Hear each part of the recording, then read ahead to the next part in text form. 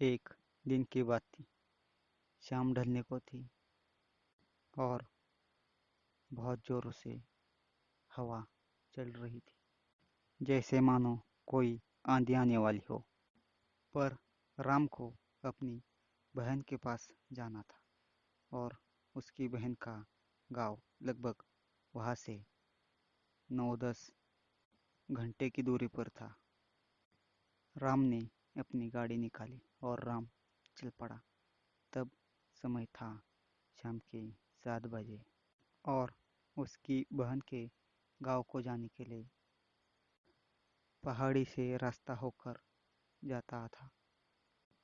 उसको निकलने में थोड़ी देरी हो गई और उसे वही 8 बज गए। फिर वो 8 बजे के आसपास वहां से निकल पड़ा। कुछ देर बाद वहां से पहाड़ी का इलाका चालू हो गया। वो अपनी कार में वहां से जा रहा था। तभी उसकी कार के सामने एक बिल्ली आ गई। उसे लगा कि उसने बिल्ली को मार दिया और फिर वो गाड़ी से नीचे उतर गया और उसने बिल्ली को देखा तो वहां पर बिल्ली नहीं थी। वो शौक से हड़बड़ाने लगा। वो बिल्ली को ढूंढने लगा पर वो बिल्ली वहां नहीं थी। उसको लगा कि ये मेरा धोखा है। वो वहां से चल पड़ा और आगे जाते जाते उस समय जंगल से तेज आंधियां चलने लगी और अचानक उसकी नज़र बाजू वाली सीट पर पड़ी तो वहां पर वो मरी हुई बिल्ली उसे नजर आ गई। उसने गाड़ी का ब्रेक जोर से लगाया और उसने फिर से वहां पर देखा तो वहां पर कोई बिल्ली नहीं थी। उसे लगा कि ये मेरी आंखों का धोखा है और वो फिर से अपनी गाड़ी में चलने लगा। और इसी बीच लगभग पहाड़ की आधी दूरी तय हो चुकी थी। फिर उसका फोन बजा। वो फोन उसकी बहन का था। उसने कॉल रिसीव की और बात करने लगा। वो गाड़ी चलाते चलाते बात कर रहा था। वो बहन से कह रहा था, मुझे अभी आने में देर होगी। और वो बात करते करते गाड़ी के सामने एक लाल चीज आ गई। उसे सामने का कुछ भी दिखाई नहीं दिया। फिर उसने गाड़ी धीरे की और गाड़ी से बाहर आ गया और उसने बाहर जाकर देखा तो कांच पर कुछ भी नहीं था, पर उसे दिखाई नहीं दे रहा था। उसने गाड़ी की कांच साफ की और वो चल पड़ा।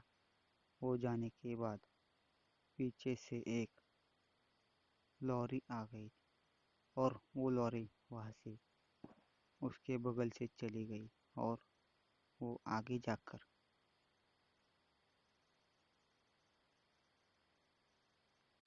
जाकर उस लॉरी का बहुत बड़ा एक्सीडेंट हो गया। वो लॉरी वहां पर तिरछी गिरी हुई थी और उसने ये देखा और ब्रेक लगाकर गाड़ी से बाहर आ गया और उसने देखा उस लॉरी का ड्राइवर बड़ी बुरी तरह से जख्मी हो गया था। फिर वो उसे देख रहा था तब उसके कंधे पर किसी ने पीछे से हाथ रख दिया। वो बहुत डर गया था पर उसने हिम्मत जुटाकर पीछे देखा तो वो मरी हुई बिल्ली उसके कंधे पर गिर गई थी।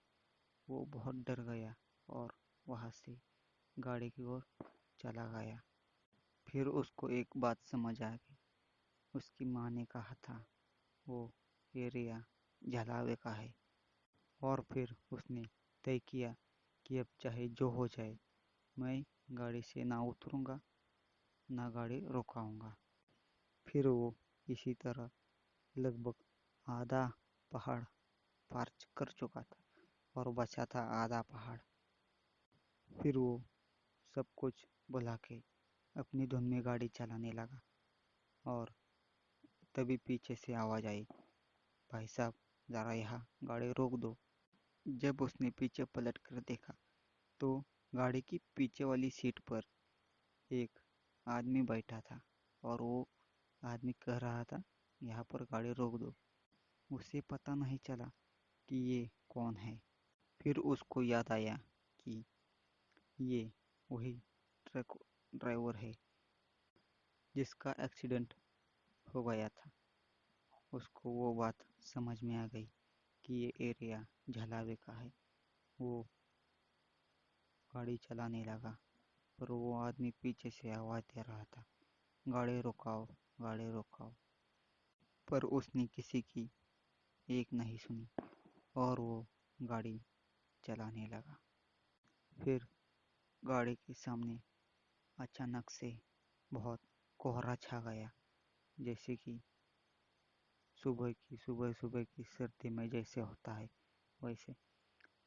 और वहाँ पर एक बूढ़ा आदमी रास्ते से जा रहा था और रास्ते से जाते समय वो रास्ते पर ही रुक गया, जैसे कि उसे वहाँ पर किसी ने रुकाया हो या फिर वो भी जला हुआ हो सकता था।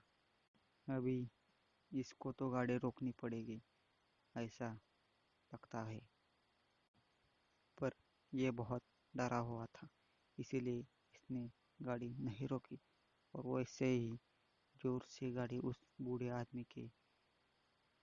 ऊपर बूढ़े आदमी के ऊपर चढ़ा दी और वो बूढ़ा आदमी बड़ी बुरी तरह से जख्मी हो गया। उसे लगा ये भी जला हुआ है, इसलिए उसने उस बूढ़े आदमी के इसलिए इसने उस बूढ़े आदमी को ठोकर मार दी और फिर आगे जाकर जैसे वो गाड़ी गाड़ी रोक दी रोककर और वापस आया, फिर वो वैसे वापस उसने उस गाड़ी बूढ़े आदमी रोककर को वापस उठाकर आया। अपनी गाड़ी में बिठा लिया और वो वहाँ से चल पड़ा। पर पहले उसे लगा था कि ये भी एक जला हुआ है, पर वैसा नहीं था। और फिर वो बूढ़ा आदमी उसे कहानी बताने लगा कि ये इलाका पहाड़ी इलाका है और यहाँ पर भूतों का बसेरा है। और फिर वो बूढ़ा आदमी उसको अपने गले का धागा निकाल कर देता है और वो आगे